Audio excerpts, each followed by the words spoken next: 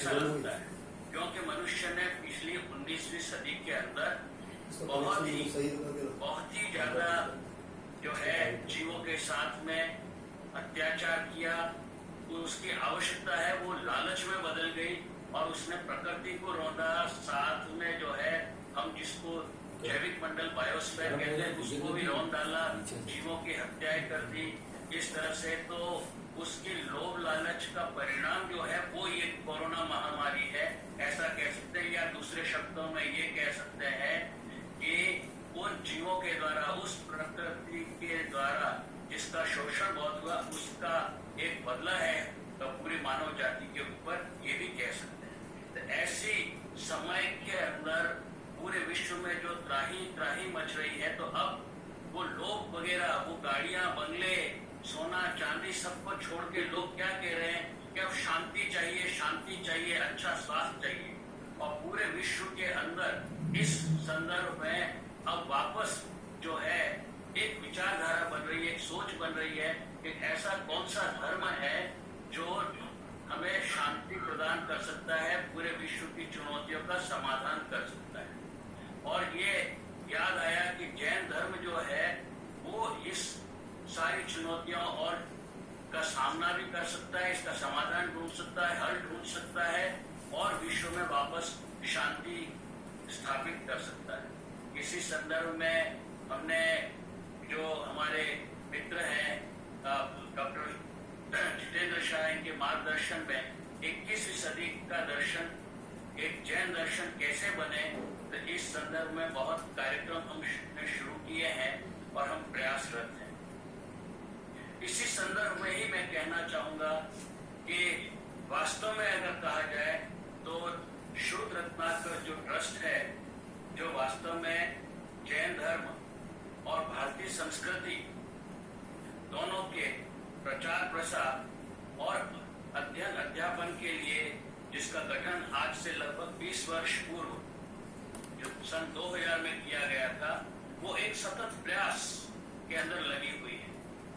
वास्तव में तो अगर कहा जाए तो आप सबको पता है कि सदियों से भगवान महावीर लगभग 2600 वर्ष पूर्व उनकी वाणी के एक एक शब्द को जो है पिरोया गया था और बाद में शास्त्र बनाए गए थे, जिनको हम आगम कहते हैं। तो आगमों की वाणी के अंदर जो जो कुछ कहा गया, तो कितने ही शास्त्र उसके बाद लिखे गए और हमारे पास सबसे बड़ी पूंजी है, लेकिन उसके अध्ययन और अध्यापन के लिए अभी सबसे ज्यादा आवश्यक है। एक पूरे विश्व में ऐसा धर्म है और वो सिर्फ जैन धर्म है जिसके पास सबसे ज्यादा साधु और संत, फिर भी जैन धर्म पूरे विश्व के धर्म नहीं बन पा रहा है। प्रश्न है कि क्यों नहीं बन पा रहा, ये बहुत चिंतनीय प्रश्न है। और उसका काम जो है हाथ में लेने का जो है वो इस शुद्ध रत्नाकर के आधार स्तंभ कहना चाहिए। और डॉक्टर जितेंद्र शाह ने इस चुनौती को स्वीकार करके उन्होंने अपने हाथ में लिया। शुद्ध रत्नाकर ने ये अध्ययन अध्यापन के लिए, संशोधन के लिए, संपादन के लिए ये सब कार्य हाथ में ही नहीं लिया। इसलिए बहुत बड़ा चुनौतीपूर्ण कार्य है और उसको उन्होंने एक कमिटमेंट के रूप में ले करके इस कार्य को आगे बढ़ा रहे। अब ये कार्य कैसे हो, तो उसके लिए उन्होंने कई सारी जो है कार्यक्रमों के आयाम की रचना की है कि हम इस तरह से करें। उसमें सबसे बड़ा एक कार्यक्रम जो लिया वो ये कि हम पूरे विश्व में जैन धर्म को प्रचार प्रसार करने के लिए विद्वानों की आवश्यकता है, जो अन्य अन्य भाषाओं के अंदर जा करके, अलग अलग भाषाओं के अंदर जा करके पूरे विश्व में प्रचार प्रसार कर सकते। और उन विद्वानों को कैसे तैयार करना, तो उस विद्वानों को तैयार करने के लिए जो है उन्होंने बहुत सारे कार्यक्रमों की रूपरेखा बनाई हुई है, जिसके अंदर मैं संक्षिप्त में ये कहना चाहूंगा कि जैसे उन्होंने अध्ययन और अध्यापन की बात के लिए उन्होंने कार्यक्रम बनाया है, तो इसके लिए ग्रंथ जो है वो लिखे जाए, उनके लिए संशोधन किया जाए, उनके साथ में अब जो ग्रंथ संशोधन हो गया तो उनका प्रकाशन किया गया। ये सब बात सामने आई, तो लेकिन सबसे बड़ा एक चिंतनीय प्रश्न आया कि युवा पीढ़ी जो है वो इसे स्वीकार करें। युवा पीढ़ी स्वीकार तभी करती है जब उसके सामने तथ्य है वो सत्य के साथ में रखे जाए। और पूरा का पूरा जैन धर्म आप सभी को पता है कि धर्म नहीं बल्कि एक वैज्ञानिक तथ्य ही है। और ये वैज्ञानिक तथ्य ऐसा है कि जिसके अंदर कुट करके प्रत्येक सिद्धांत की जो है वैज्ञानिक आधार पे विवेचना की हुई है। तो ये वैज्ञानिक विवेचना के साथ में अगर पूरे विश्व में युवाओं के सामने रखा जाए तो ये जैन धर्म को स्वीकार किया जाएगा, इसकी स्वीकारोक्ति होगी। अब उसके लिए डॉक्टर जितेंद्र शाह की जितनी भी प्रशंसा की जाए उतनी कम है। श्रोत रत्नाकर के ये आधार स्तंभ है और उन्होंने क्या किया कि न केवल अध्ययन अध्यापन के लिए यानी उनका लेखन और संशोधन किया जाए, न केवल प्रकाशन किया जाए, बल्कि हमारे क्षेत्रीय स्तर पे, हमारे राष्ट्रीय स्तर पे, अंतर्राष्ट्रीय स्तर पे कॉन्फ्रेंस परिसंवाद जिसको कहते हैं, कॉन्फ्रेंस की जाए, वर्कशॉप की जाए, सेमिनार्स की जाए, उसकी व्यवस्था उसके अंदर श्रोत रत्नाकर ट्रस्ट में की गई। श्रोत Ratnakar itself is an institute, वो अपने आप में एक बहुत बड़ी संस्था है। और साथ में शॉर्ट टर्म के कैंप लगाने, शिविर लगाने की व्यवस्था भी की। तो ये जो है केवल एक मतलब ये नहीं कहना चाहिए कि हमको पंडिताई सिखानी है, बल्कि सचमुच में विद्वान तैयार करने के लिए जो है एक स्कीम, एक परियोजना पूरी बनाई हुई है।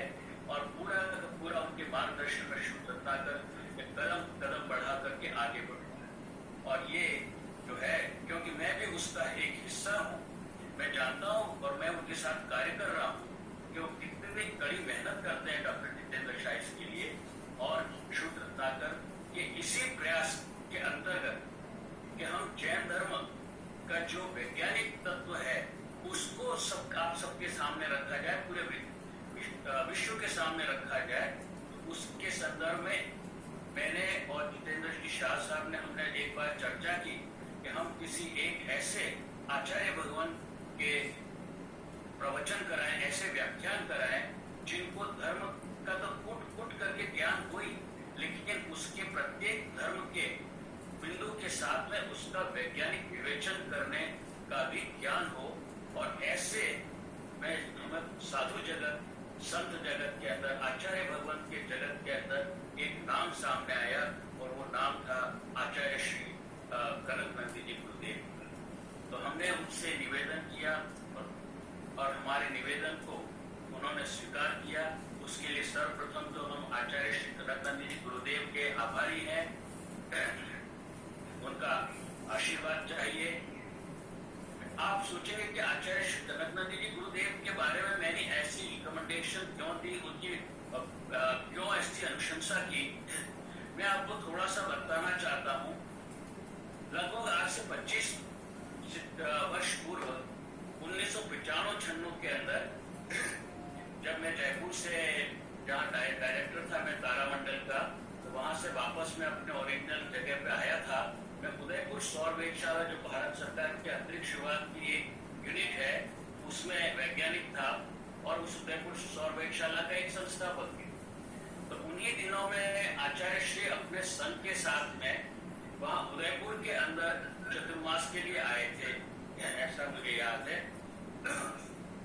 और मुझे जो है उनसे संपर्क में आया, उनके कांटेक्ट में आया और मेरा ये सौभाग्य था क्योंकि उनके संपर्क में आने से पहले मैं जैन धर्म के ज्ञान का कुछ भी अंश शायद ही जानता। जो कुछ जानता था वो मैं बचपन में जो जैन धर्म की पाठशालाओं में जो ज्ञान था, 6 धारा तक पढ़ाई की थी, उसका पूरा ज्ञान। कई चीजें कंठस्थ थी, लेकिन जिसको कहते हैं फंडामेंटल नॉलेज, मौलिक आधारभूत जो ज्ञान है वो मुझे नहीं था। और उस ज्ञान के लिए शायद भगवान ने मुझे एक सौभाग्य दिया कि मैं आचार्य श्री कनकनंदी गुरुदेव के संपर्क में आने का पूरा अवसर दिया और मैं उनके पास गया। चर्चा हुई, पहली बार चर्चा हुई, उन्होंने विज्ञान से संबंधित उनके दिमाग में, उनके मानस पटल पे जो प्रश्न थे उन्होंने मेरे से पूछे। मैंने जितना ज्ञान था मैंने तो उनकी रुचि और उनकी जिज्ञासा से संबंधित उनको मैंने जवाब दिए। उनको भी शायद अच्छा ही लगा होगा, तो फिर दूसरे दिन बुलाया, दूसरे दिन से फिर तीसरे दिन मैं भी बीच बीच में उनको धर्म का जो आधार इन प्रश्नों से संबंधित है तो वो पूछने लगा।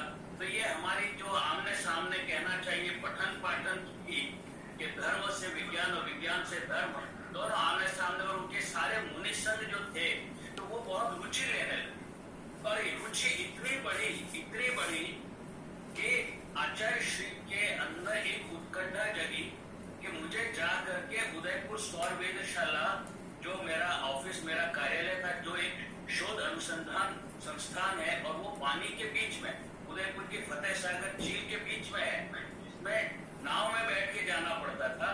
तो आचार्य श्री उसके लिए भी तैयार हुए और वो वहां पे पूरे मुनि संघ और साधु साध्वी सभी वो नाव में बैठा के मैं वहां लेके गया। और मुझे आश्चर्य का ठिकाना नहीं रहा कि एक दिगंबर साधु, एक नग्न साधु जो सब कुछ छोड़ चुका है, उसके ज्ञान की उत्कंठा इस परम सीमा तक होगी कि वो छोटी से छोटी चीज वहां पर जो है लगी हुई उसके बारे में पूछेगा। जैसे दूरबीन जो बड़ी बड़ी टेलीस्कोप लगी हुई थी, तो टेलीस्कोप के बारे में उन्होंने पूछा, ये काम कैसे करती है, क्या होते हैं ये सब सिस्टम वगैरह। फिर डिजिटल टेक्नोलॉजी के बारे में पूछा। टीवी में सूर्य की जो पिक्चर आ रही थी टेलीस्कोप के से, तो सूर्य के बारे में सब ज्ञान प्राप्त किया। सब कुछ सूर्य से संबंधित बहुत कुछ पूछा और 2 घंटे तक वहां पर हम रहे और फिर वापस में उनको लेके आया। फिर रात को वापस में गया।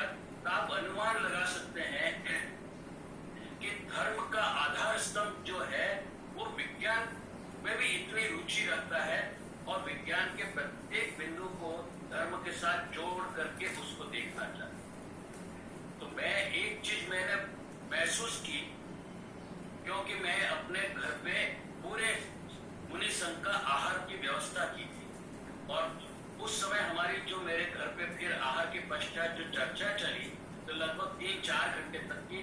तो मुझे ये कहने मतलब अतिशयोक्ति नहीं होगी कि माइक्रो से लेकर के मैक्रो तक, यानी सूक्ष्म से लेकर के जगन्य विशाल विशाल ज्ञान के भंडार है। चाहे वो माइक्रोबायोलॉजी का हो, नैनो टेक्नोलॉजी का हो, चाहे वो स्पेस टेक्नोलॉजी की बात हो, अंतरिक्ष की बात हो, या कोई और भौतिक की बात हो, रसायन विज्ञान की बात हो, जीव विज्ञान की बात हो, हर एक विषय के अंदर उनकी रुचि रहती है और उस रुचि को वो धर्म के हर एक बिंदु के साथ जोड़ करके व्याख्या करते। मैं ज्यादा समय नहीं लूंगा क्योंकि बहुत विलंब भी हो सकता है और हमें 9:30 बजे आज ये सत्र समाप्त भी करना है। मैं इतना सा एक जरूर बात ये कहना चाहूंगा कि ये हमारा जो संपर्क बना, वो संपर्क इतना गहरा होता चला गया कि बाद में मैं स्वयं आचार्य श्री के पूरे मुनि संघ को मेरे अपने गांव डूंगरपुर जिले के अंदर सागवाड़ा में चतुर्मास के लिए लेके गया और उन्होंने आशीर्वाद दिया। और वहाँ पहली बार हमने धर्म और विज्ञान की कॉन्फ्रेंस को राष्ट्रीय स्तर पे जो है आयोजित किया। और उसके बाद वो इतनी सफल हुई कि उसकी सफलता की गूंज जो है पूरे देश और विदेशों में गूंजने लगी। और उसको देख करके फिर वो एक श्रृंखला चली और लगभग मैं जब तक उस क्षेत्र में रहा, अहमदाबाद फिजिकल रिसर्च लेबोरेटरी में 1958 में जब आया, उससे पहले लगभग प्रतिवर्ष जो है वो जहाँ जहाँ चतुर्मास होता था वहां पर ये वैज्ञानिक संगोष्ठी भी होती थी। तो ये एक अच्छा नया आयाम हुआ जिससे कई सारे विद्वानों को प्रतिभागिता का जो है आशीर्वाद मिला और ज्ञान का जो है गंगा बहने लगी। तो ये जो ज्ञान अब उनके पास में जो संचित है, वो ज्ञान उनके पास संचित होकर के नहीं रह जाए, बल्कि ये पूरे विश्व के गुरु बने, पूरे विश्व को जैन धर्म और विज्ञान का जो है ज्ञान हो। तो हमारे जिनत्व के धर्म और जिनत्व का जो विज्ञान है वो पूरे विश्व तक इसका प्रचार प्रसार हो।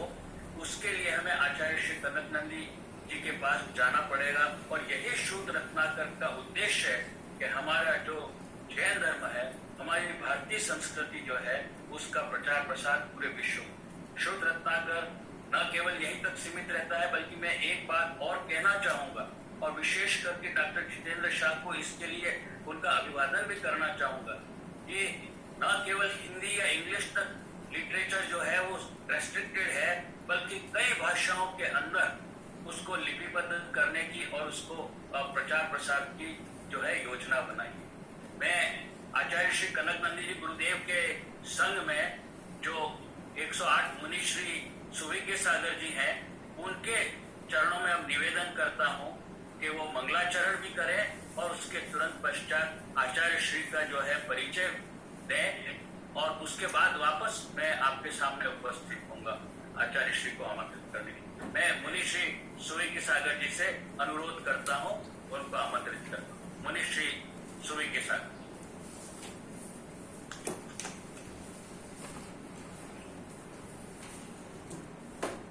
मुनि श्री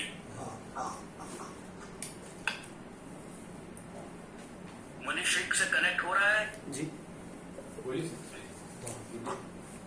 जी सर, सभी का माइक अनम्यूट है और उनको अनम्यूट करो। मुनि श्री अनम्यूट है सर को।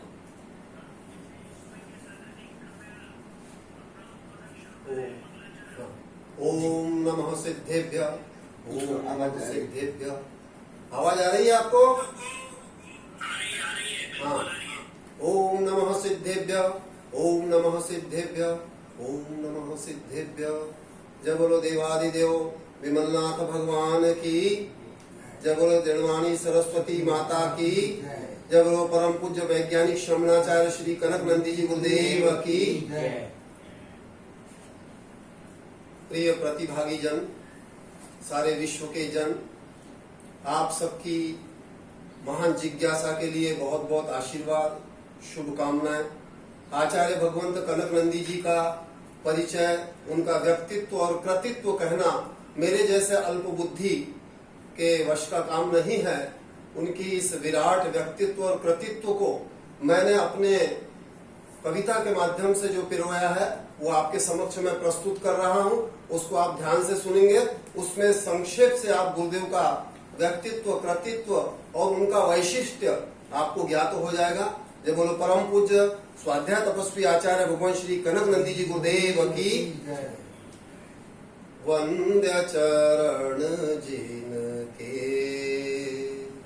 वंद्य चरण जिन के, जिनके सन्मुख विश्व हुआ है। नतमस्तक मन से वंद्य चरण जिन के, वंद्य चरण जिन के। अध्यात्म की ज्योति जलाए, धर्म दर्श विज्ञान मिलाए। घट घट में सबके, घट घट में सबके, वंद्य चरण जिनके, वंद्य चरण जिनके।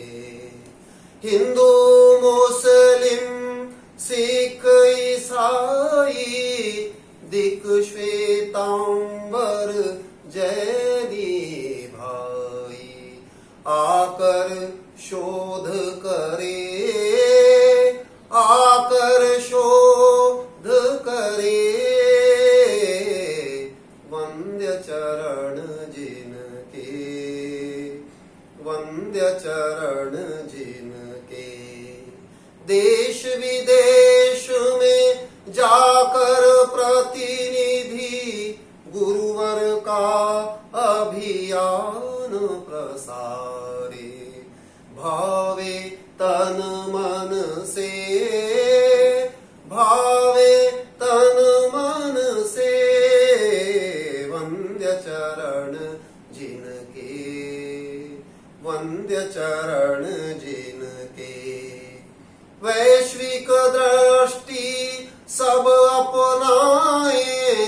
ऐसी भावना है गुरुवर की, सुविज्ञ कहे मन से, सुविज्ञ कहे मन से, वंद्य चरण जिनके, वंद्य चरण जिनके, जिनके सन्मुख विश्व हुआ है नतमस्तक मन से, वंद्य चरण जिनके, वंद्य चरण जिनके। श्रवणाचार्य श्री कनकनंदी गुरुदेव द्वारा जो सृजित शोधपूर्ण ग्रंथों के बहुआयामी जो विषय हैं, जब भी थोड़ी देर पहले डॉक्टर राजमल भी बता रहे थे गुरुदेव के व्यक्तित्व और कृतित्व के बारे में, लेकिन मैंने कविता रूप में जो सृजित किया है उसके माध्यम से गुरुदेव, क्योंकि सभी की अभी ये जिज्ञासा है कि गुरुदेव किन किन विषयों का ज्ञान रखते हैं, तो मैं संक्षेप से इस कविता के माध्यम से प्रस्तुत करता हूं। क्योंकि अभी पृथ्वी पर जीनियसों के जीनियस वैज्ञानिक श्रवणाचार्य श्री कनकनंदी जी गुरुदेव हैं। उनके शोधपूर्ण ग्रंथों के बहुआयामी विषयों को आप मेरी कविता के माध्यम से श्रवण करें, आपको आनंद आएगा।